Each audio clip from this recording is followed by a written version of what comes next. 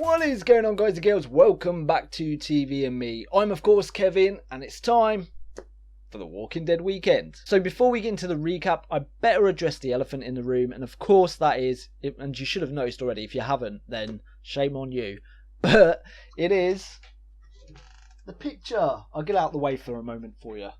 Look at that, how beautiful is that?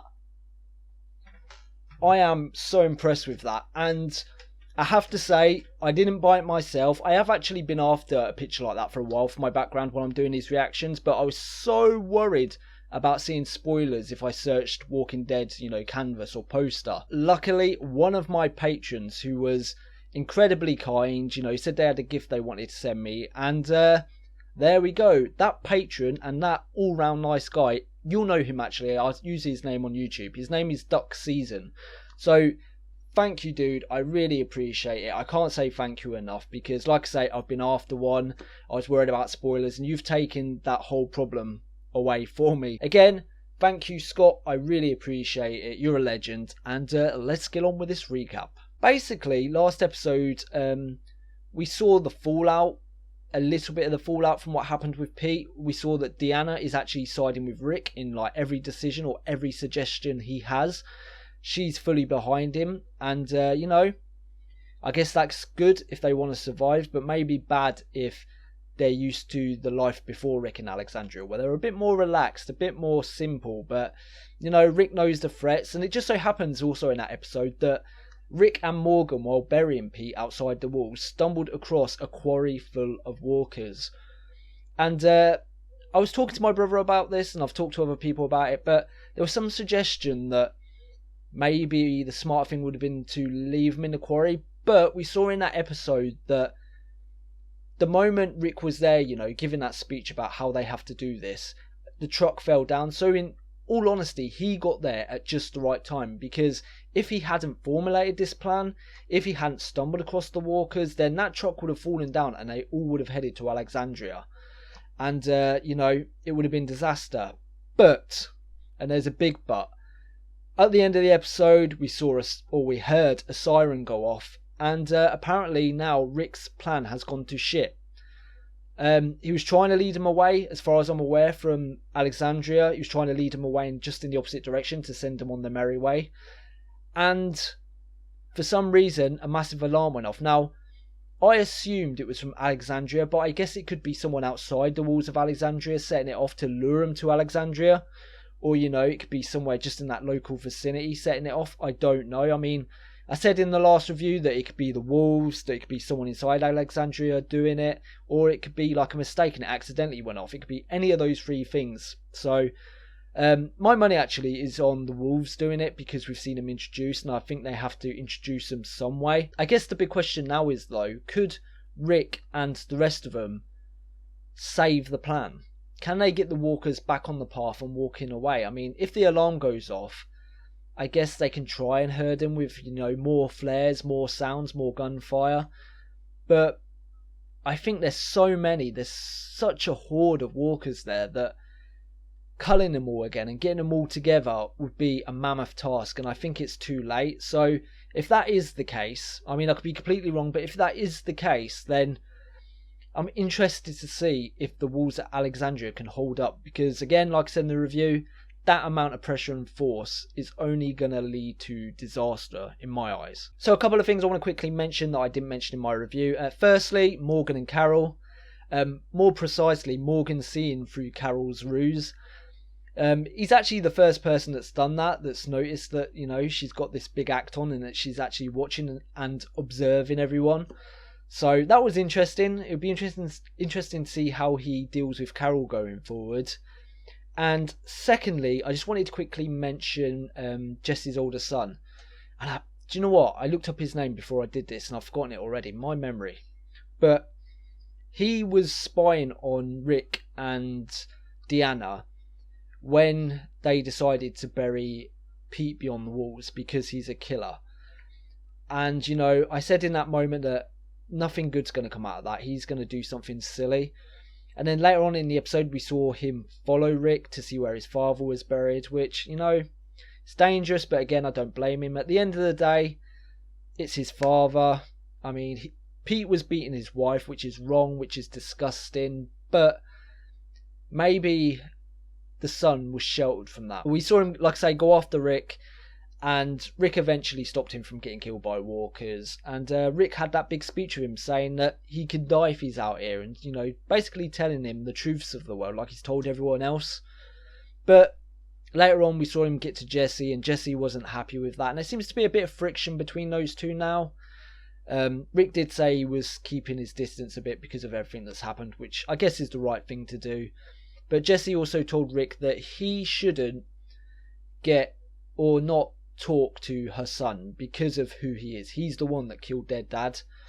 And again, I feel like that's the right decision. But I guess we'll have to see going forward whether that kid does anything untoward towards Rick or to Deanna, because he holds this grudge now. But like I say, I hope not, but we'll have to wait and see. There was so much more that happened in that episode, but I talked about most of it in the last review. So let's get into this episode. This is Season 6, Episode 2. Isn't that the girl from Alexandria? It is, isn't it? Oh shit. Well, I think we know what happened there. Oh shit.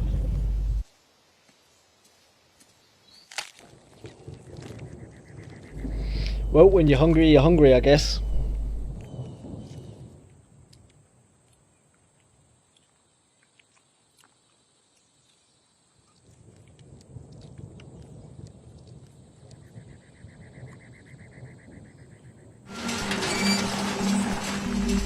So she's doing the JSS on her hand as well. What does that even mean?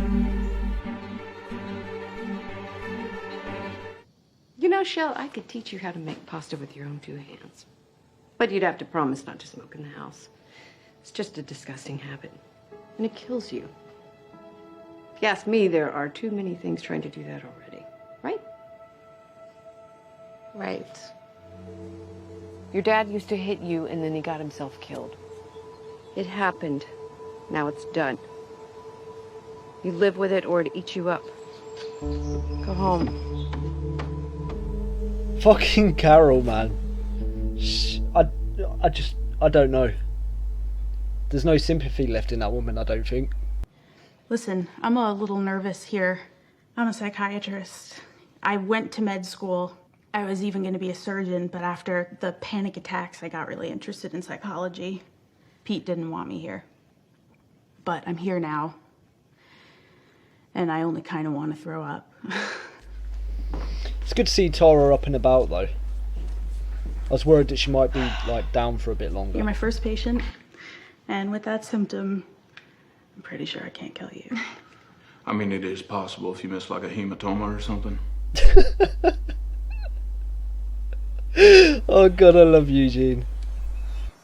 You heard what I told Deanna about your group. What do you want?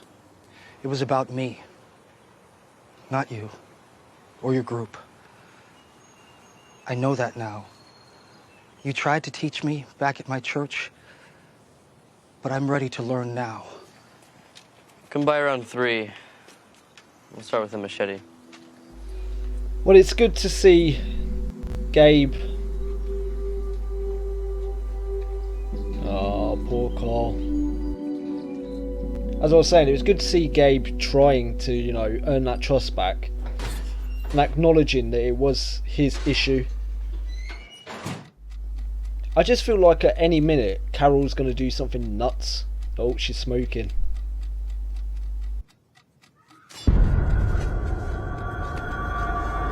What the fuck?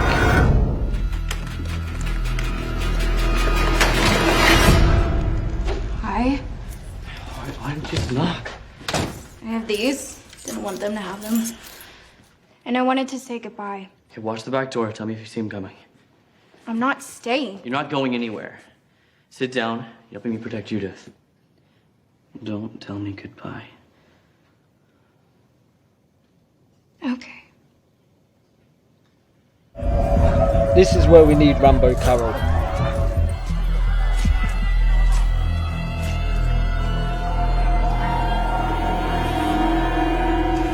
They're the wolves. fuck. So they were the ones that set off the alarm. Unless somebody else did it to warn them to come back.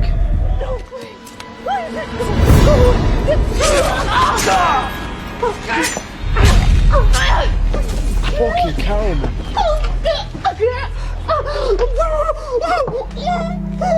Oh shit.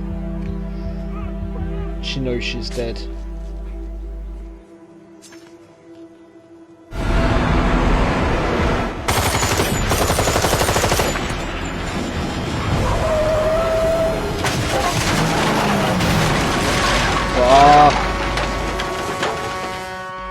So that was the horn. I need to help.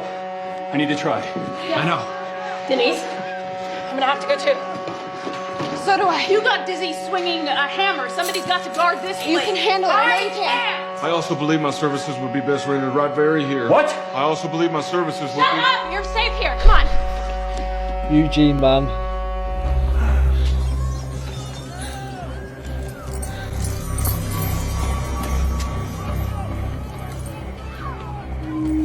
Quick. Slow. Leave. Come on, Please. Morgan, man. Gonna be slow.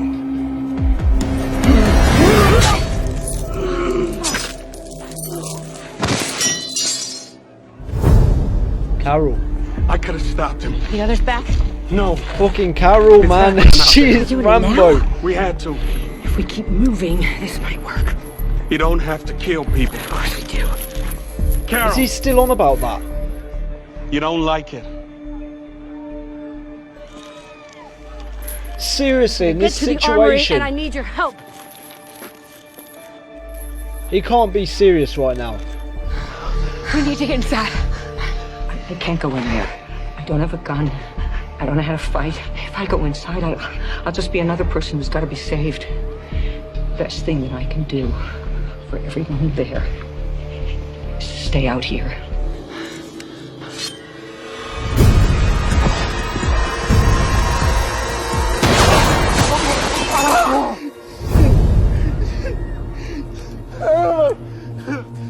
Please don't kill me, man, please. Fuck you. Help me, please, my leg.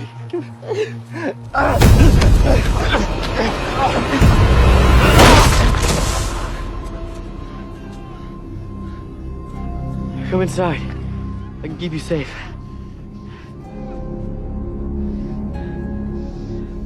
Seriously. Run. Seriously.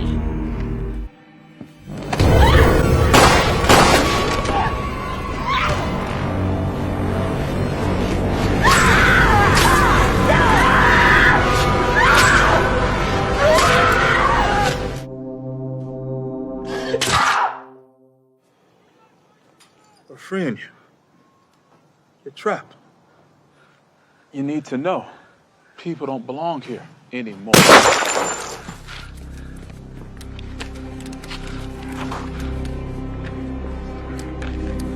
Carol? Carol don't fuck about.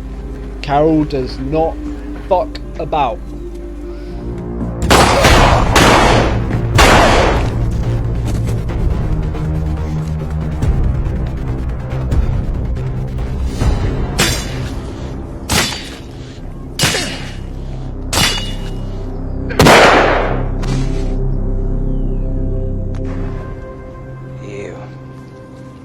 You lived here? Leave. My people have guns. Yours don't. You may be aiming right at you right now. It's gonna happen any second now unless you get the hell out of here and you don't ever come back. You keep choosing this life, you will die. We didn't choose. So does he know Morgan? So has Morgan run into him before and he saved their life or something? Or he just picked up a gun? Well, she won't be smoking anymore.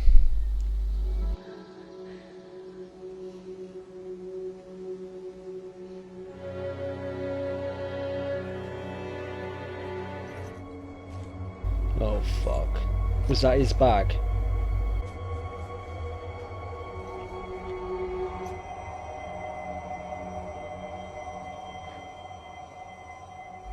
Well, he's obviously going to hold some guilt towards that then. Oh, she's left, isn't she? Well, he told her not to say goodbye.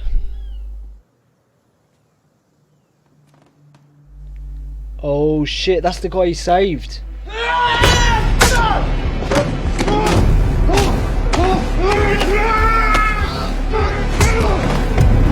You're gonna let him live now?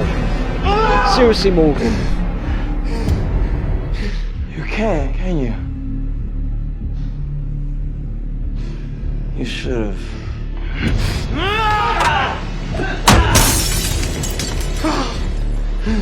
I'm sorry.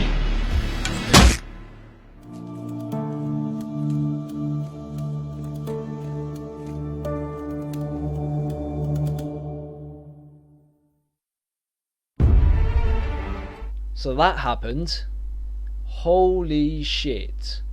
I did not expect an attack on Alexandria that vicious this soon.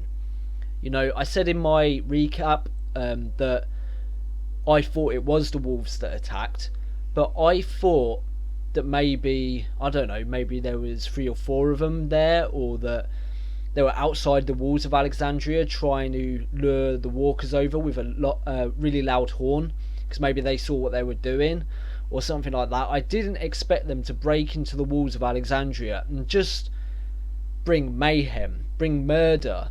Not just murder, but savagery. They were dismembering people. They were just... It was no holds barred, just craziness. I'm just gobsmacked, I truly am. And we really got to see in this episode who stepped up to the plate and who didn't. And I've got to actually take my hat off to Aaron, but I feel like Aaron is different from the rest of the people of Alexandria, because he spends most of his time outside the walls scouting. You know, he lives that world. He goes further out than anyone. He, like, spies, you could say spies, but watches on people that he wants to bring into the group. So he sees the conversations, he sees what the suffering they go through, he sees what they talk about, and he knows what the true life is beyond the walls. And everybody else, I'm trying to think if there was anyone else that isn't part of Rick's group, or, you know, Morgan or Aaron, like I say, that didn't fight back. Everyone else, they were just shit scared. They hid. Oh, Jessie. I'm proud of Jessie. I mean, she did hide away, which was the right thing to do, I think, with her son.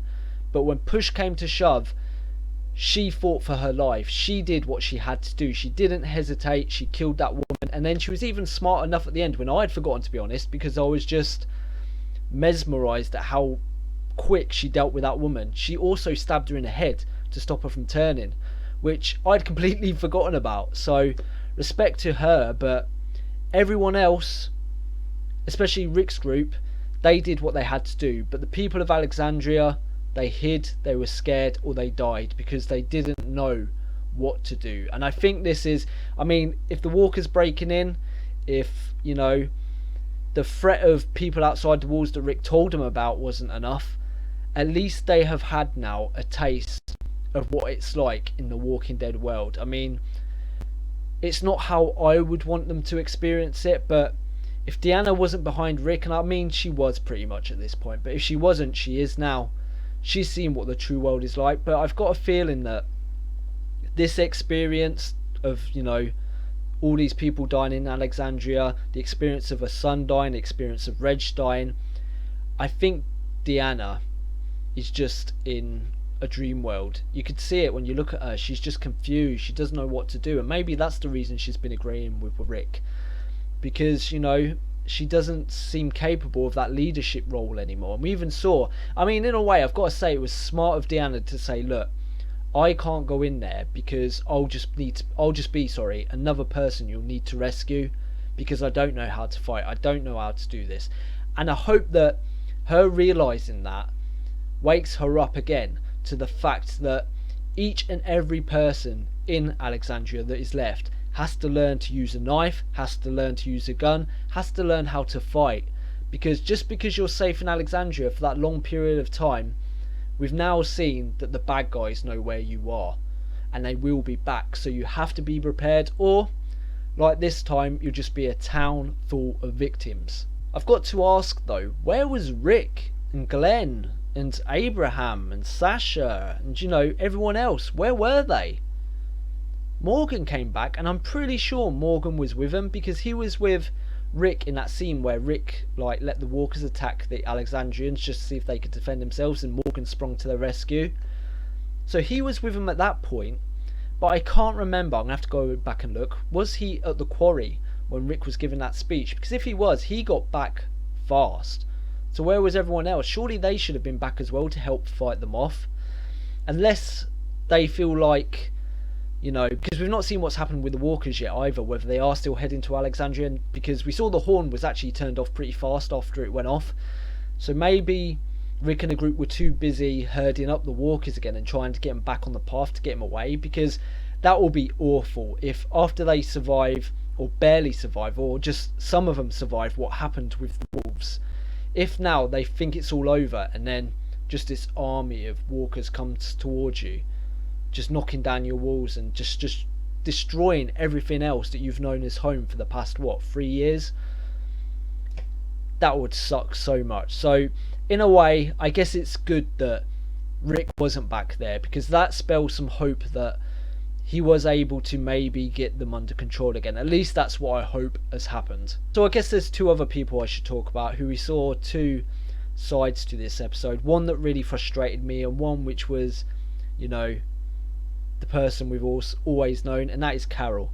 Carol, the second the shit hit the fan, well, I mean, there wasn't any doubt, if I'm honest, in me personally, and I'm sure there wasn't any doubt in you. The second the shit hit the fan, Carol would snap out of that persona and back into what she does best. I mean, she was back in the camouflage, disguising herself as a wolf. You know, before she disguised herself as a walker to get into Terminus. This time she's a wolf. So she disguised herself, which was really smart. And, you know, Carol, she is smart. She always does the smart thing. Like, when she got to Alexandria, she pretended to be who she wasn't. She pretended to be soft so she could surprise them if, you know, they had bad intentions. And again, here, she was smart in the fact that she disguised herself so they think she is one of them. So she can get close to him and kill him. And, you know, it was even smarter taking Morgan behind her like a prisoner, because that kept him alive. But, you know, I said in this episode as well, in this reaction at one point, that maybe Carol hasn't got any sympathy left. And I said that when she said to young Sam that you need to get over your father's death, he was a bad man. She sort of said it coldly and matter-of-factly and just walked off. Which I guess is just Carol being a realist. I mean, maybe she's just done with dealing with kids and emotion. But later on in the episode, when everything had died down, you know, everything had stopped, she sat on that step and she started to cry. Whether that she was crying tears for the lady that was dead across the way, or maybe she was crying tears for the fact, a place which she had hoped deep down inside her, even though she put on this persona, maybe deep down inside her she hoped Alexandria would be the place where she can finally stop being, you know, Rambo Carol. But she was proved wrong, and it's fallen like every other place. People died, people she knew, and that dream has died as well. So it could be either one of those, or both, of course. And I have to say though, despite all the misery in this episode, I was really pleased to see Carol do what she does. Like I say, cold at times, but she's a superstar. You need her on your side, and you need her fighting by your side, because the intellect, I'm going to call it cold-heartedness, but it's not really that. She does care, but it's the moments where something needs to be done, she does it. She is the perfect person to have by your side in this world, and long may it continue. The other person I want to talk about now is Morgan and his whole ideology of keeping people alive. Now, had Morgan been the character he is now in Season 1, Season 2, even Season 3, I think I would have been rooting for Morgan for doing what he's doing in keeping people alive and trying to save people. But I think I'm far enough along in this world now where I see that what he is doing, especially to the people like the wolves who obviously are just going to do the same thing over and over again. Just kill people, murder people. You rescue them, they'll come back and they'll do it again. Murder people, just destroy homes. It's who they are. And he knows that. He's intelligent enough to see that, but yet he still lets them live. And at this point, you know, I still like the Morgan character and why he stands for what he stands for, but I feel like it's very, very naive. I feel like he should now be able to distinguish between, and I said it in the last review, those with evil intentions and those who are just misinformed. And actually, at the end there, we saw him go face to face with the guy he saved at the beginning of last episode. And I feel like he maybe killed him. I'm not sure. I mean, that was left up in the air a bit. He said sorry before he hit him, so that's why I think he did kill him.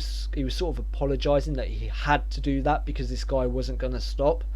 And I hope that's what he's done, because then that means he's now turned a corner and he's realised, okay, I want to save people, I want to do good, but I've got to be smart about this and decide those who can be saved and those who can't, because that, again, is the big difference. My big concern now is what's going to happen once Rick and Nat does get back. If they do eventually round up the walkers and send them on their way a different direction, what's going to happen now? Like, half the population is dead. I don't know how many of them are dead. A lot. Half the population's dead. We've only got Rick's group left there, really, and a few others that went out with him. So, do they start again? Do they try and rebuild and hold Alexandria? Or, because the wolves know their location, do they move on?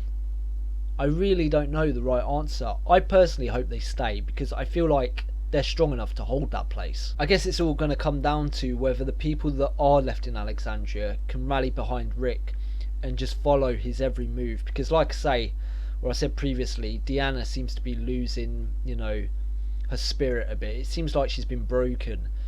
And if the rest of the Alexandrians can get behind Rick, now see that he is their saviour in a way, then they can survive, they can hold Alexandria, and they can become stronger. One final thing I should mention as well is we got to see, is it Enid? I believe that's her name, Enid. We got to see her backstory and how her parents were killed and how she wandered and found her way to Alexandria. But she kept writing this JSS thing, and I have no idea what that is. Maybe I'm being stupid and it was explained at some other point, but I don't know what that is. Is it part of some other group she was with and she's trying to lead them to Alexandria so they know where she is? Or is it something completely different, some sort of coping mechanism, something she remembers from her childhood or something? I don't know, but I'm interested to find out what that was about. We also saw in this episode, of course, that she left Alexandria. I believe that's what's happened, because we found that note under, or Carl found that note under his door saying just find a way to survive or something along those lines, which I think was from her, because he did tell her previously, do not say goodbye to me, and she didn't. She just left, so she didn't say goodbye. But I'll be interested to find out if we're going to learn more about her now she's gone. Are we going to learn a bit more about what that JSS stands for, and will Carl find out she's missing and then decide to go out after her? Because it's obvious that he feels something for her, especially from that scene where we saw Ron, I believe that's his name. We saw Ron and Enid together, and Carl saw them as he was walking Judith, and he seemed to have that look of jealousy in his eye. So maybe he'll go after her, maybe he won't. The smart option would be not to, of course, but you know, if you love someone, you do stupid things. So before I go, I'm actually introducing a new section in these videos called the Patreon question, and basically I'm getting each of my patrons to give me a question, any question really, about the show, about the episode I'm watching, about TV in general, about anything, and basically I will answer it for them. So this week's question is from John Powell, one of my Patreon producers, and he actually put like 5 questions, so I'll just do a couple of them.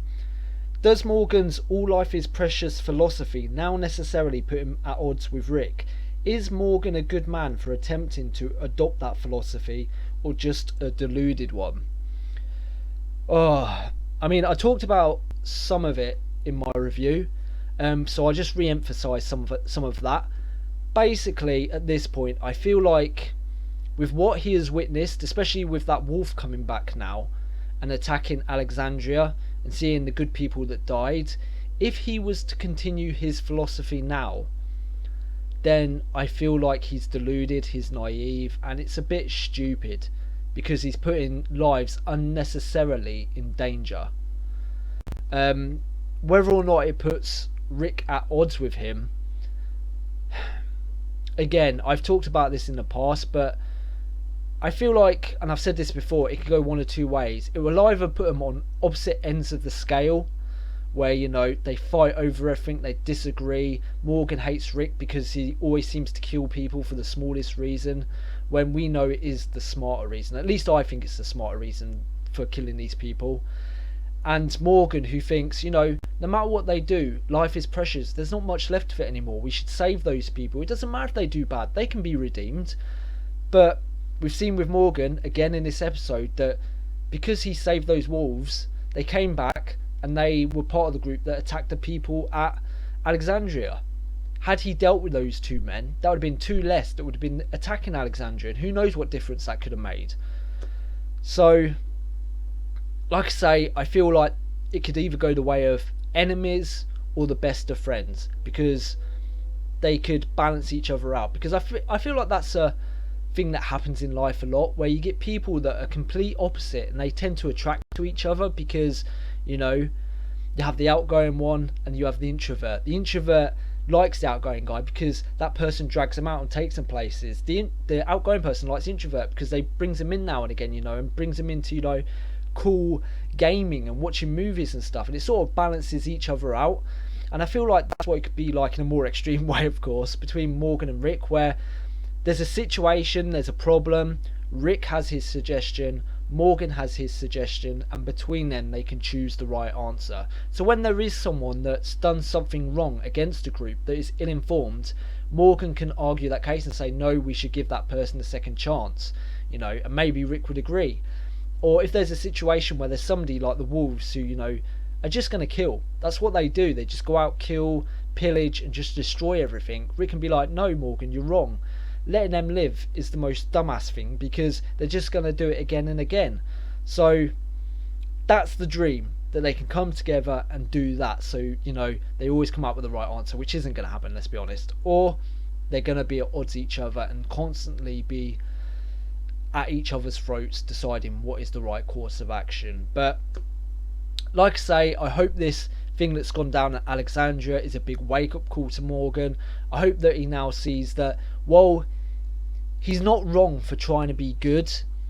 It's who you're good to that's going to really count in this world, because people will take advantage of it, and you're going to get other people killed. So that's the answer to the question. Next week we'll have another one from one of my other patrons. So on to the next episode, which of course will be next weekend. So as always, thank you for watching, I always appreciate it, and until next time, bye bye. Thank you for watching The Walking Dead Weekend with me. If you enjoyed this video, please leave a thumbs up, because it helps me and it helps the channel grow. Also, if you've got any thoughts or theories about the episode, remember you can leave them in the comments section below. But please, no spoilers. If you'd like to support me even more than you do now, you can find me on Patreon, where for as little as $1 a month you can take part in Patreon polls, or even get early access to my videos. And finally, if you want to keep up to date with the channel, you can find me on Twitter at TVandMeReacts, or you can subscribe.